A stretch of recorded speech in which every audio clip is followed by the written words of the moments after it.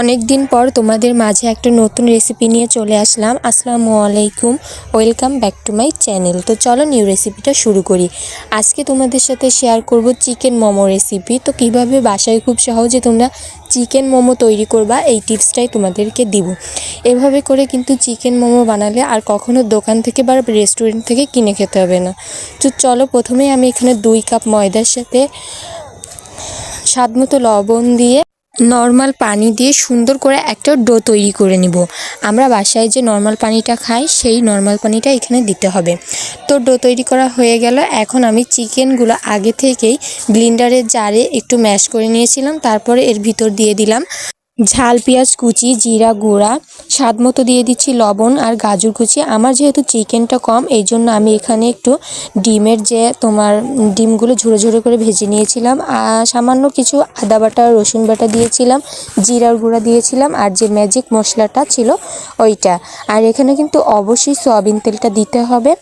তো তোমরা কিন্তু সয়াবিন তেলটা গরম করেও দিতে পারো, আর না দিলেও হয়, কোনো সমস্যা নাই। এখন আমার পুরটা রেডি করা হয়ে গিয়েছে। তো এখন এই ডো থেকে অল্প অল্প লিচি কেটে এভাবে রুটির মতো বেলে নিব।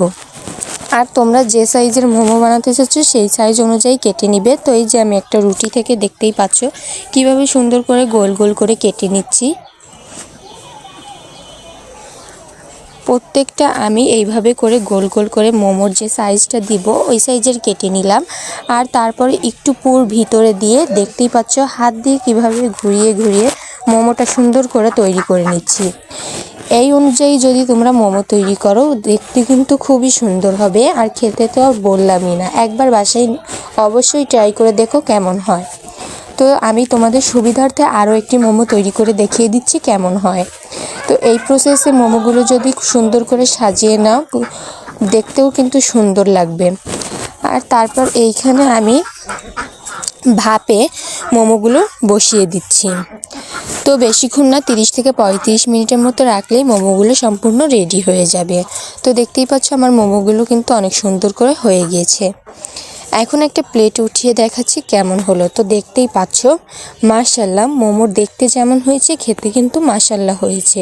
তো তোমরা যারা যারা এখনও বাসায় চিকেন মোমো ট্রাই করোনি তারা কিন্তু অবশ্যই এইভাবে একবার ট্রাই করে দেখবে।